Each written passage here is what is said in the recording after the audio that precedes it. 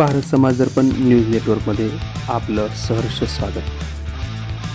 छत्रपती शिवाजी महाराज स्वराज्य संस्थापक आणि त्यांचा जयंती उत्सव 2026 विविध स्पर्धांच्या माध्यमातून सार्वजनिक शिवजयंती उत्सव समितीने साजरा केला. काही क्षण पेक्षा त्यांच्या साम्राज्यापेक्षा अनेक वैभवशाली असणारं, अनेक मोठी असणारी अनेक साम्राज्य जगाच्या पाठीवर अस्तित्वात आली. पण शिवरायांच्या साम्राज्यात असं काय होतं तर शिवरायांच्या साम्राज्यात एक महत्त्वाची गोष्ट होती, म्हणजे राजाला नीतिमत्तेचं अधिष्ठान. जेव्हा एका राज्याला नीतिमत्तेचं अधिष्ठान होत असतं तेव्हा त्याला शाश्वततेचा कायम आशीर्वाद प्राप्त होतो. आणि हीच गोष्ट लोकशाहीला, हीच नीतिमत्ता लोकशाहीच्या मूल्यांना बळकट बनवते. मित्रहो, लोकशाहीची व्याख्या जेव्हा आपण करतो की लोकांनी लोकांसाठी लोकांमार्फत चालवलेली शासन पद्धती म्हणजे लोकशाही, आणि या लोकशाहीचा आत्मा म्हणजे संविधान. देशातला सर्वात मोठा कायदा म्हणजे संविधान. आणि मित्रहो, जेव्हा आपण बघतो की लोकशाहीचे 4 महत्त्वाचे स्तंभ आहे ते म्हणजे शासन, प्रशासन, माध्यम आणि न्याय व्यवस्था. जेव्हा मी शासन बघते, शासक कसा असावा हे आम्हाला छत्रपती शिवराय शिकवतात. त्यांच्याकडे राज्य आहे पण ते राजांत नाही, त्यांच्याकडे सत्ता आहे पण ते सत्तांत नाहीत. आणि जेव्हा मी छत्रपती शिवरायांचं एकंदरीत संपूर्ण राज्यकारभार बघते, एका राजांनी संपूर्ण स्वराज्य घडवला पण राजांनी त्याला कधीही शिवशाही म्हटलं नाही. म्हणू शकले असते ना, पण काही नाही म्हटलं.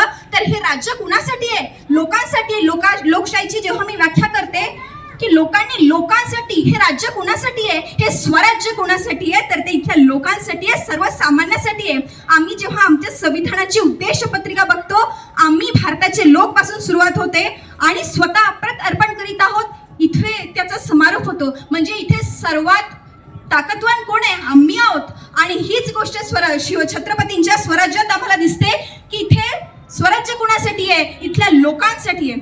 आणि पुढे चालून आपण जेव्हा बघतो की सध्याकालीन एका देशाचा किंवा एका राज्याचा राज्यकारभार करायसाठी संविधान असतं, असं त्या काळात सुद्धा प्रशासन चालवण्यासाठी त्यांचं एक 11 कलमी शासन होतं.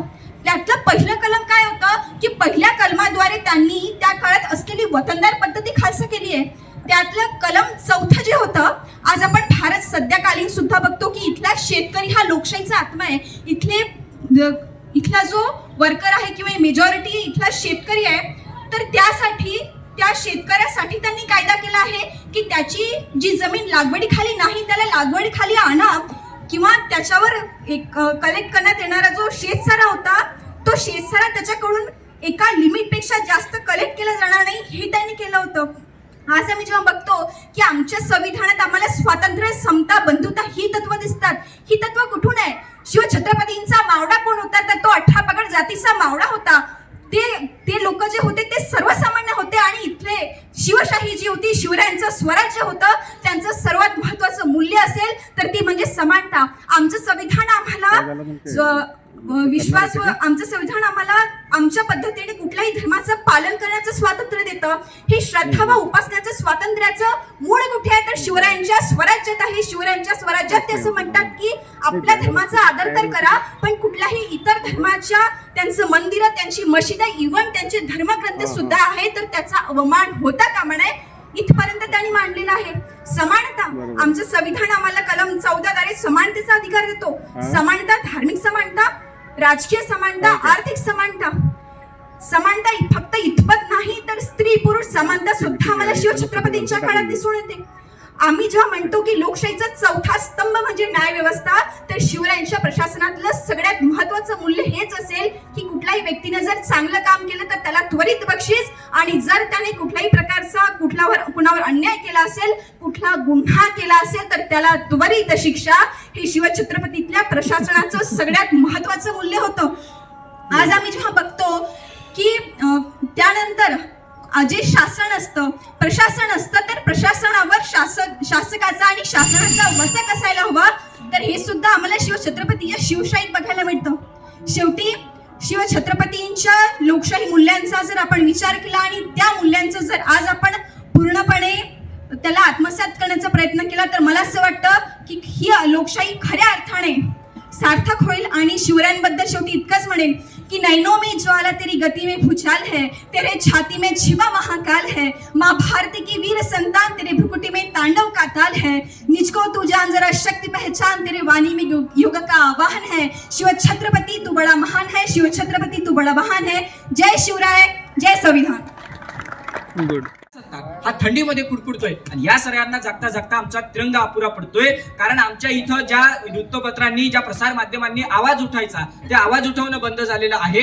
ज्यांनी लोकांची बाजू मांडावी, लोकांच्या हक्क अधिकारासाठी लढा द्यावा, ते प्रसार माध्यम कुठं बसलेले आहेत. नवे तर लोकांना न्याय देणारी न्यायपालिका ही आज काय करते आहे, तर ते दोन्हीही प्रसार माध्यम असो किंवा न्यायपालिका हे सरकार धार्जिनी झालेत असं मला स्पष्ट वाटायला लागतं. कारण to tell the truth and shame the devil, it is the responsibility of journalism. लोकांना सत्य सांगणं आणि सैतानाला सुद्धा लाचवणं हे खरं काम असलं पाहिजे ते प्रसार माध्यमांचं. हे होताना दिसून येत नाही. नवे तर काहीतरी उच्च न्यायालयाचे न्यायमूर्ती आमच्या देशात मध्यंतरी पत्रकार परिषद घेऊन असं सांगतात की आम्ही या देशामध्ये मुक्तपणे न्याय देऊ शकत नाही.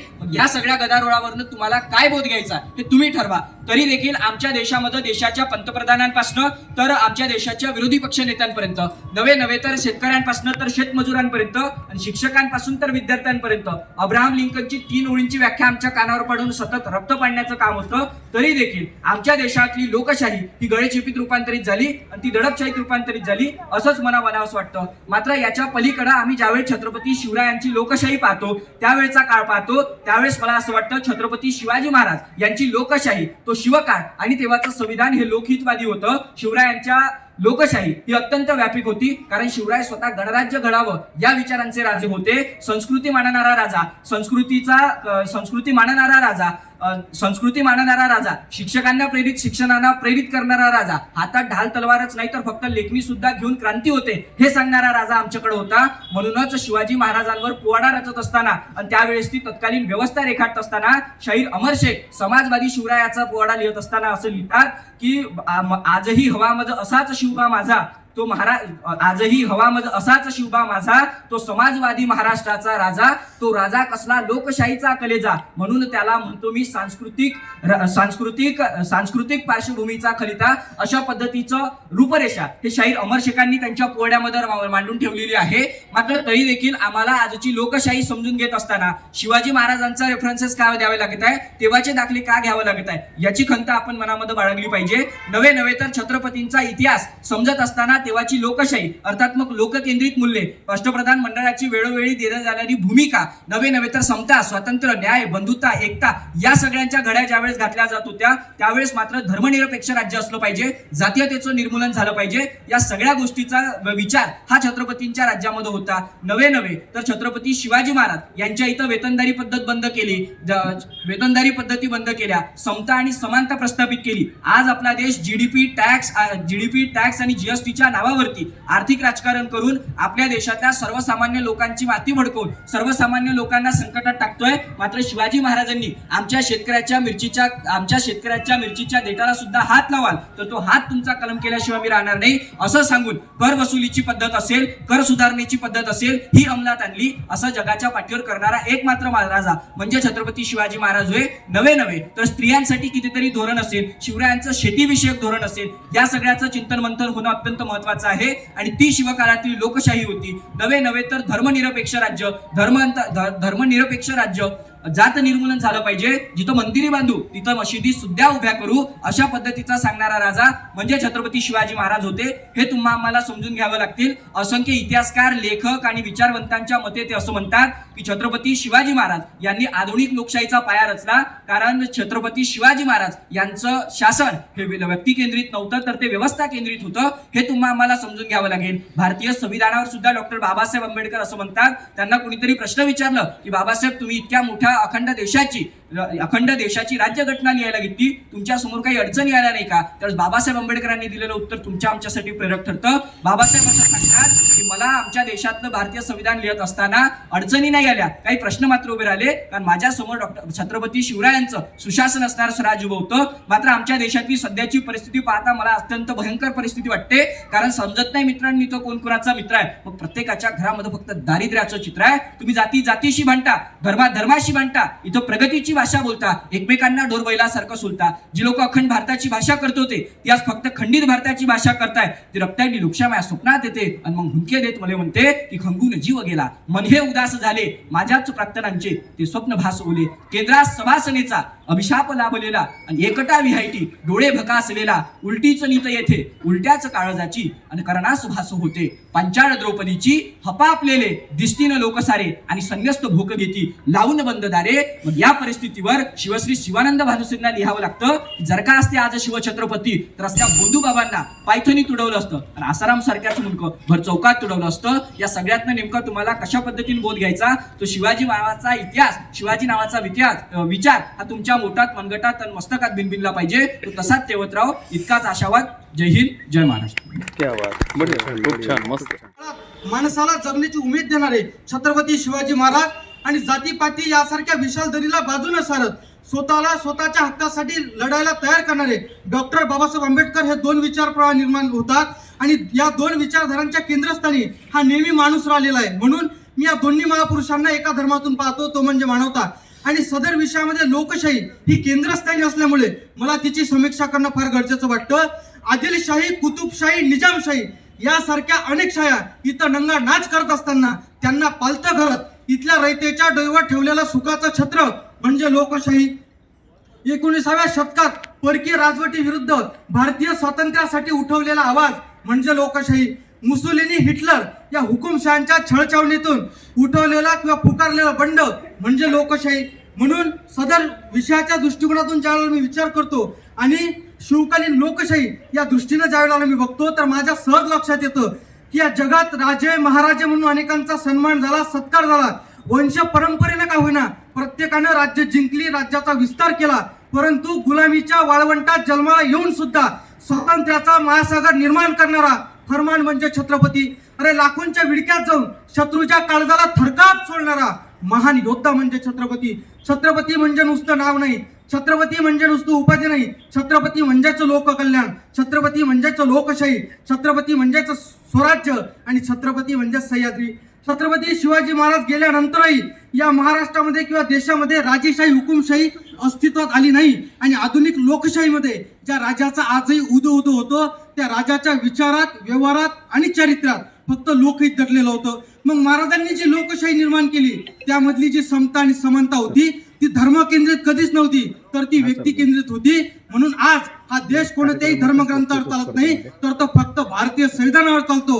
म्हणजे महाराजांनी निर्माण केलेली लोकशाही आणि संविधान यामधलं धर्मनिरपेक्षतेचं साम्य आपण लक्षात घेतलं पाहिजे. म्हणून सुयोग रांदेकर नावाचा कवी लिहायला लागतो की मेंदू युवा पिढीची इतके सशक्त व्हावे की ग्रंथामधील शुभा रक्तात विरघळावा आणि बदलावयाच घटना भूमकतो जो हरामी बहुतेक तो भीमाला वाचायचा असावा. एक वेळा तलवारीचं युद्ध हरलो तरी चालेल परंतु माझ्या राज्यातील कोणत्या स्त्रीच्या अब्रूला धक्का लागता कामा नये. आणि असं जर झालं तर योग्य तो न्याय निवाडा करून त्याचा चौरंग होत होता. आज वर्तमान देशामध्ये एखाद्या महिलेवरती बलात्कार होतो आणि तिची साधी FIR इथल्या पोलीस स्टेशनमध्ये नमूद होत नाही. मग 26 जानेवारी 1949 रोजी स्वतंत्र भारताला लागू झालेलं संविधान ही एक भारतीय म्हणून आपण स्वीकारलं आहे का किंवा इथल्या शासनकर्त्यांना ते मान्य तरी आहे का यावर देखील प्रश्नचिन्ह निर्माण होतं. 3 फेब्रुवारी 2025 रोजी महाकुंभामध्ये हिंदू राष्ट्र संघाचं पहिलं हिंदू संविधान जाहीर करण्यात आलं आणि त्यांची अशी मागणी होती की राष्ट्र 2035 पर्यंत हिंदू राष्ट्र म्हणून घोषित करा. आणि इथल्या संसदेचं नाव संसद नसून हिंदू धर्म संसद असलं पाहिजे.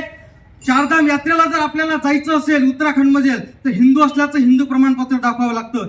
मला असं वाटतं आणि अशी मागणी तेथील मुख्यमंत्री करतात तर मला असं वाटतं की धर्मसत्ता लोकशाहीला गिळंकृत करते. आपण जर या जगाचा इतिहास पाहिला तर सहज तुमच्या आमच्या लक्षात येईल की धर्माच्या आधारावर उभारलेला देश किंवा राष्ट्र हे फार काळ टिकू शकत नाही. जपानमध्ये धर्माची सत्ता होती ती लयाला गेली. बांगलादेश, पाकिस्तान एक धर्मीय राष्ट्र असून सुद्धा आज अधोगतीच्या मार्गावर आहेत.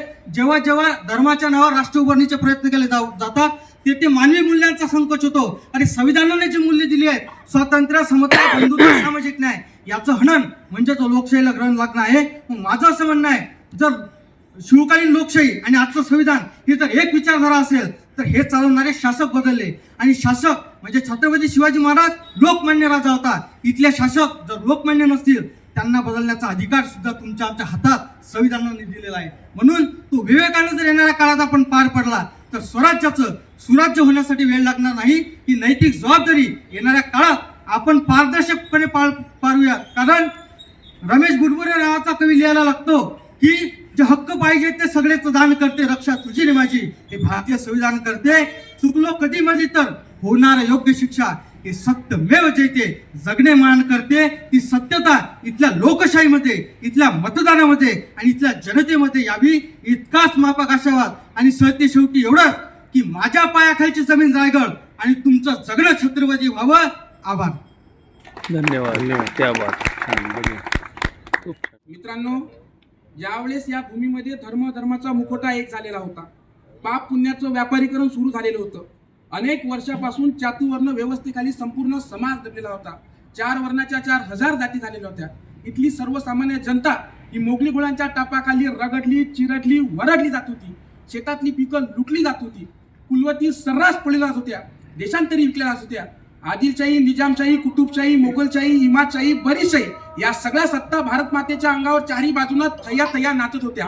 अशी विकट परिस्थिती निर्माण झालेली असताना मग या सर्व शत्रूची टक्कर देत मृत्यूच्या मैदानात मर्दाच्या मनगटानं, ध्येयाच्या धुंदीनं झुंज करून मोडून पडलेल्या माणसाच्या श्वासांना बाले फुटण्याचं काम ज्या राजानं केलं, त्या राजाचं नाव म्हणजे छत्रपती शिवाजी महाराज होतं.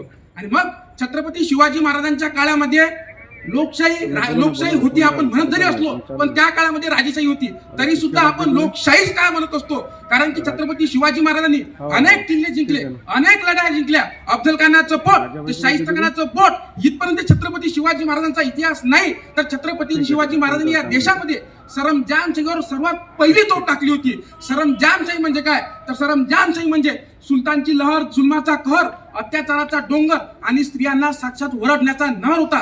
प्रजा कुणाच्या गंतीत नव्हती, माणसं ही ओझ्याखालची गाढव होती. अशा क्रूर काळामध्ये छत्रपती शिवाजी महाराजांनी स्वराज्य निर्माण करून लोकशाही देऊन नेमकं केलं तरी काय, तर सर्वसामान्यांना न्याय दिला, शेतकऱ्यांना आधार दिला, युवकांना राष्ट्रप्रेरणा दिली, समाजाला भान दिलं, शत्रूला पराभव दिला आणि राज्यकर्त्याला उत्तम संदेश आपल्या कार्यकर्त्याच्या माध्यमातून देण्याचं काम छत्रपती शिवाजी महाराजांनी केलेलं होतं. आणि म्हणून ज्या वेळेस छत्रपती शिवाजी महाराजांचं ती लोकशाही आणि आजच्या संविधानाचं ज्या वेळेस स्वतंत्र, समता, बंधुता, न्यायाच्या आधार आपल्याला आधारलेली दिसत असते. आणि म्हणून आपण बघतो की या आजच्या संविधानामध्ये आपल्याला छत्रपती शिवाजी महाराजांच्या काळामध्ये अष्टप्रधान मंडळ उभारलं गेलं होतं आणि आज भारताच्या संविधानामध्ये आपल्याला दिसून येतं की मंत्रिमंडळ उभारलं गेलेलं आहे. छत्रपती शिवाजी महाराजांच्या काळामध्ये न्याय मिळत होता, तर आज भारतीय संविधानामध्ये सामाजिक, आर्थिक व राजनैतिक न्याय सुनिश्चित करण्यात आला. छत्रपती शिवाजी महाराजांनी लोककल्याणकारी राज्य निर्माण केलं होतं, तर आज भारतीय संविधानाच्या chapter 4 directive principle of state policy म्हणजे राज्य नीती निर्देशक तत्व यामध्ये संविधान सांगतं की लोककल्याणकारी राज्य निर्माण झालं पाहिजे, हे संविधान सांगत असतं. म्हणजे काय, तर छत्रपती शिवाजी महाराजांचं स्वराज्य हेच आज भारतीय संविधानात लागू झालेलं आहे. परंतु हे सगळं असताना सुद्धा आज संविधान राष्ट्रामध्ये आपल्याला लोकशाही का टिकत नाही, याच्या मागे सर्वात महत्वाचं कारण म्हणजे काय, तर शिवाजी महाराजांसारखं निष्कलंक चारित्र्य हे कोणाचंच नव्हतं. सिकंदरानं रागाच्या भरात आपल्या मित्राला ठार मारलं, नेपोलियननं रशिया स्वारी करण्याची चूक केली आणि कडक हिवाळ्याने त्याचा धुवा उडाला. हिटलरनंही याच प्रकारचा प्याला घेतला. जुलियस सीझर हा उन्मत्त हुकूमचा होता. या सर्वांच्या चरित्रामध्ये आपल्याला कुठं ना कुठं वाद दिसून येते, पण शिवचरित्रामध्ये आपल्याला कुठंच वाद दिसून येणार नाही. जो पगार दिन तो धनी, अशा बाजार गुन्हा सैन्याच्या काळात ध्येयासाठी लढणे आणि स्वराज्य निर्माण करणे, लोकशाही प्रस्थापित करणे हे अद्भुत काम होतं. आणि या अद्भुताचं आकलन औरंगजेबाला अखेरपर्यंत कळालं नाही. औरंगजेबाच्या दरबारात राहणारा तो स्टोरी ऑफ द मोगल हा औरंगजेबाचा इतिहास लिहिणारा लेखक निकोलस मनुची म्हणतो की औरंगजेबाला राहून राहून आश्चर्य वाटत होता की मराठी येतात तरी कुठून आणि लढतात तरी कसे. त्याला अखेरचा श्वासापर्यंत कळालं नाही की मराठी शिवचरित्रातून उत्पन्न होते, शिवकालीन लोकशाहीतून निर्माण होते आणि शत्रूविरुद्ध लढा येत होते. म्हणून आज ज्यावेळेस भारतीय संविधानाचा आपण विचार करायला लागतो, त्यावेळेस आपण लक्षात घेतलं पाहिजे की आज आमच्या भारतीय संविधानाचा वेळेस सोने की चिड़िया को हमको शेर बनाना है और संविधान को बदलो, हमको हिंदू राष्ट्र लाना है. अब की बार 405 चे नारे दिले जातात. छत्रपती शिवाजी महाराज धर्मनिरपेक्ष राष्ट्र होतं, परंतु आज कटेंगे तो बटेंगे, एक है तो सेबेचे नारे दिले जातात. छत्रपती शिवाजी महाराजांनी शेतकऱ्यांसाठी काम केलं होतं, परंतु आज दिल्लीच्या जंतर मंतरवर 800 शेतकरी स्वतःची कुर्बानी देतात, परंतु सरकारला मात्र जाग येत नाही. छत्रपती शिवाजी महाराजांच्या काळामध्ये महिलांना न्याय होता, परंतु आज मात्र महिला ज्यावेळेस पहिल्यांदा यौन शोषणाचे आरोप लागतात, पण मंत्री मात्र राजीनामा राहत नाही. छत्रपती शिवाजी महाराजांच्या काळामध्ये धर्मनिरपेक्ष राष्ट्र होतं, परंतु आज धर्म हा राजकारणाचा केंद्रबिंदू बनलेला आहे. म्हणून छत्रपती शिवाजी महाराजांचं शिवचरित्र आजच्या काळात आणणं फार गरजेचं आहे. कारण शिवचरित्र हे शुद्ध चरित्राचा आदर्श आहे. शिवचरित्र शौर्य आणि साथ यांची परिसीमा आहे. शिवचरित्र अद्भुत आहे आणि अमृत आहे. शिवचरित्राच्या वाचनाने सूर्यप्रकाश इतके धुके नाहीसे व्हावे, त्याप्रमाणे वैफल्य नाहीसे होत असतं. अरे कसं जगावं ते समजत असतं, कसं जगावं ते उमजती असतं. पण 72 लोकांवर एकच उपाय, त्याप्रमाणे सर्व दोषावर, मोहावर आणि वैफल्यावर शिवचरित्र हेच औषध आहे. जो कोणी दुर्बल ते पाषाण करेल तो दुर्बल राहणार नाही. शिवचरित्र हा स्फूर्तीचा झरा आहे. जो कोणी निराश आणि विफल या झऱ्याचं वाहणारा पाण्यानं तहात बनेल तो निराश आणि विफल राहणार नाही. आणि उसाचे कारंजे त्याच्या मनात उडू लागतील. मला असं वाटतं छत्रपती शिवाजी महाराजांची लोकशाही जर आज आमच्या संविधान राष्ट्रामध्ये जर आणली तर काय होणार, तर अनाचार, दुराचार, व्याभिचार, भ्रष्टाचार, जातीवाद, भाषावाद, प्रांतवाद, आतंकवाद, नक्षलवाद आणि या सगळ्या गोष्टीवर कुठंतरी थरा जर बसायची असेल तर शिवकालीन लोकशाही आज आपल्याला आजच्या राष्ट्रामध्ये आणावं लागेल. एवढाच आपण आपल्याकडून आशा व्यक्त करतो. इथेच थांबतो. सर्वांना जय शिवराय. चांगला होईल. आणि ही जागा सोडून इकडे तिकडे पलीकडे फिरायला लागले. असं कधीही करू नये. हा माईक जिथं आहे तिथंच ठेवायचा. ही गायन स्पर्धा आहे का? ही आहे वक्तृत्व स्पर्धा, बरोबर आहे. गायन स्पर्धेमध्ये तुम्ही कॉर्डलेस माईक घेतला काही अडचण नाही, पण वक्तृत्व स्पर्धेमध्ये जिथे माईक ठेवलेला आहे तिथेच तुमचं असणं अत्यंत गरजेचं आहे. ठीक आहे. आता आपण पुढे जाऊ. आता उभं कसं राहायचं हा सगळ्यात महत्वाचा प्रॉब्लेम आहे. आता बरेच लोक नवदीत असतात, मग त्यांना कळत नाही. मग बरेचदा ते असे कसे कोणी इकडे पाहतं, कोणी तिकडे पाहतं, कोणी तिकडे पाहतं. आता उभं राहत असताना तुम्हाला 2 पायावरती सरळ उभं राहायचं आहे. आणि सगळ्यात महत्वाचा प्रश्न पडतो हात कुठे ठेवायचे, बरोबर आहे. बऱ्याचदा पण हळूहळू सुरुवातीला तुम्हाला या हातांचा प्रॉब्लेम जातो, पण जशी जशी तुम्ही बोलायला लागता तशी तशी तुमची अभिव्यक्ती व्यक्त होत जाते. त्यामुळे याच्यावरती तुम्ही जास्त लोड घेऊ नका. फक्त एक गोष्ट लक्षात ठेवा, बरेचसे स्पर्धक बोलताना कधी या पायावर, कधी या पायावर, कधी या पायावर. ते काय होते, ते रामकृष्ण हरी सारखा तो कार्यक्रम होतो. ते दिसायलाही चांगलं वाटत नाही, तुमचं इम्प्रेशन क्रिएट होत नाही. म्हणून 2 पायावरती उभे राहा. कारण 6 मिनिटं तुम्हाला उभं राहायचं आहे. याच्या पलीकडे उभं राहायचं नाही. आता पुढे जाऊ. आता बोलण्यासाठी सगळ्यात महत्वाचं लागतं तुमची देहबोली, ज्याच्यावरती आपलं मार्किंग आहे 10 मार्क आहे. आता देहबोलीमध्ये काय काय येतं, मी हे म्हणेल, कदाचित तुमचा विश्वास बसणार नाही, पण 100% उत्कृष्ट संवाद साधायचा असेल तर 70% देहबोली लागते आणि 30% शब्द लागतात. इतकं महत्व या देहबोलीचं आहे, म्हणजे बॉडी लँग्वेजचं आहे. आता देहबोलीमध्ये किती पार्ट येतात, तर देहबोलीमध्ये 3 पार्ट येतात. एक म्हणजे डोळे, दुसरं म्हणजे चेहरा आणि तिसरं म्हणजे हातवारे. आता आपण डोळ्यावरती येऊ. बरेचसे स्पर्धक आले, त्यांचा आय कॉन्टॅक्टच होत नव्हता. मी त्या चिठ्ठीवरती लिहिलंय. ज्याला कुणाला तुमचं परीक्षण लागत असेल पर्सनली मला सांगा, त्यावरती मी सगळं तुमचं मार्किंग लिहिलेलं आहे. तुमचं आय कॉन्टॅक्टच होत नव्हता. आय कॉन्टॅक्ट होणं गरजेचं आहे. समजा आता मी इथं बोलायला आलो आणि मी संजू सर आणि अभिजित सर यांच्यासोबतच बोलायला लागलो, तर तुम्ही काय म्हणाल, काय लावलं यार, आहे की नाही. मग बरेचसे स्पर्धक फक्त आमच्याकडे पाहूनच बोलत होते, त्यामुळे तुम्हाला उपस्थितांचा प्रतिसाद मिळत नव्हता. डोळ्याचं महत्व खूप आहे. तुम्ही लहान होतात नाही का, डायरेक्ट मोठे झाला. बरं, लहान होते तुम्ही, लहानपणी तुमच्या घरी पाहुणे यायचे की नाही पाहुणे. मग तुम्हाला पाहुणे आले त्या दिवशी आनंद व्हायचा की पाहुणे गेले त्या दिवशी आनंद व्हायचा, खरं खरं सांगा. पाहुणे गेले त्या दिवशी व्हायचा, बरोबर आहे. का व्हायचा, कारण पाहुण्याच्या मागं मागं आपण थांबायचो, कारण आपलं वेगळं सेटिंग असायचं, बरोबर आहे. मग आता पाहुणे जात असताना त्यांच्या मागं मागं फिरताना आपण विचारायचो, मामा तुम्ही चालले, काका तुम्ही चालले. पाहुण्याच्या लगेच लक्षात यायचं याचं प्लॅनिंग काय आहे.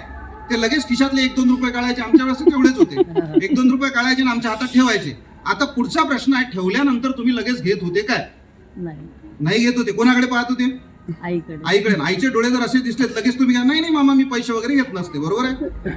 आता या डोळ्यांचं एवढं महत्व, आईने म्हटलं काय तुम्हाला पैसे घेऊ नका, हे डोळे खूप महत्वाचे आहेत. आता काही लोक इथं बोलताना, बरेचसे लोक काही खगोलशास्त्रज्ञ बनतात, ते वर पाहून बोलतात. काही भूगर्भशास्त्रज्ञ बोलतात. आम्हाला तर वाटत होतं की 2-3 जण पाणीच लावतात की इथं शोध. एकदा खाली पाहिलं की खाली पाहिलं. काही लोक इकडे, काही लोक तिकडे. असं करू नका. डोळे खूप महत्वाचे आहेत. त्यामुळे आय कॉन्टॅक्ट होणं खूप गरजेचं आहे. श्रोते कधी कधी मध्ये मध्ये गडबड करतात. परीक्षकांवरती तुम्हाला प्रभाव टाकायचा असतो. थोडा वेळ परीक्षकांपुढे, थोडा वेळ इकडे, थोडा वेळ तिकडे, असं सगळ्यांना बघणं खूप गरजेचं आहे. आता हा विषय तर खूप खोल आहे, पण तुम्ही लक्षात घ्या की डोळ्यांचं महत्व खूप आहे. ठीक आहे. आता जाऊ आपण तुमच्या चेहऱ्यावरती. आता इथं आल्यानंतर बऱ्याच लोकांना भीती वाटते, बरोबर आहे. पण मित्रांनो, जग त्यालाच टार्गेट करते जे सॉफ्ट असते, बरोबर आहे. म्हणून सॉफ्ट बनू नका, थोडं हार्ड बना. इथं आल्यानंतर तुम्हाला जरी भीती वाटली तरी चेहऱ्यावर भीती दाखवायची काही गरज नाही तुम्हाला. तुम्ही प्रोफेशनल स्पर्धकात, इथं यायचं, धीटपणे बोलायचं आणि तुम्ही जे बोलता ते तुमच्या चेहऱ्यावरून प्रतीत होणं अत्यंत गरजेचं आहे. नाही तर तुम्ही बोलता एक आणि तुमच्या चेहऱ्यावर दिसते भलतंच. असं करू नका. तुमच्या बोलण्याला तेव्हाच धार येते जेव्हा तुमचं बोलणं तुमच्या चेहऱ्यावरती उमटते. बरेचदा काही लोकांना बोलता सुद्धा बरेच बोलून जातात, त्यांचा चेहरा सांगते, बरोबर आहे. म्हणून चेहरा न देखो, चेहऱ्याने लाखो को लुटा, दिल सच्चा और चेहरा झुटा असं म्हणतात, पण ते गाण्यापुरतं मर्यादित आहे. चेहरा खूप महत्वाचा आहे. ठीक आहे, तुमचा चेहरा कसाही असू द्या, तुमचं व्यक्तिमत्व कसंही असू द्या, तुम्ही दिसायला कसे आहे, काळे गोरे, त्याला आपल्याला अर्थ नाहीये. अर्थ कशाला आहे, तुम्ही चेहरा कसा ठेवता इथं आल्यानंतर. ठीक आहे. तिसरा महत्वाचा पार्ट आहे तुमचे हातवारे, त्याच्यामध्ये तुमचे पाय आणि हात येतात. बरेच लोकांनी काय केलं माहितीये का, आल्यानंतर जब माईक धरून ठेवला तर तो माईक ते स्टँड शेवटपर्यंत त्याला सोडलं नाही. काही लोक कॉर्डलेस माईकला इतकं दाबत होते की म्हटलं हा तुटते दादा, तुम्हाला भरून द्यावं लागते म्हटलं यांचा. का होते असं, कारण कॉन्फिडन्स कमी होते. मध्यंतरी काय झालं, आम्ही एका कार्यक्रमाला गेलो आणि आमच्या सीओ मॅडम होत्या, चौधरी साहेब, देशमुख साहेब, आणि बाजूने एक सरपंच महोदय बसलेल्या होत्या. त्या इतक्या घाबरलेल्या होत्या की त्यांना माहिती होतं की आपलं भाषण आहे. आणि मॅडम बसल्या खाली आणि असा टिपॉयवर हे ठेवलेलं होतं काय, क्लॉथ. मग त्या मॅडमनं काय सुरू केलं, तो क्लॉथ असा खालून पकडला, असं बसतो की नाही आपण, आणि मग हळूहळू त्याला गुंडाळणं सुरू केलं. हळूहळू गुंडाळत बाई इथपर्यंत गेली की शेवटी तिला समजलंच नाही, धडकन वळला. सगळे ग्लास बीज पडले आणि पाणी पिणे तर आमच्या अंगावर पण सांडलं. हे काय होते, तेव्हा तुमचा आत्मविश्वास कमी असतो. इथे तुम्हाला हे पकडायसाठी नाहीये, तुम्ही धीटपणे उभे राहा आणि तुमची जी अभिव्यक्ती आहे ती मोकळेपणानं सादर करा.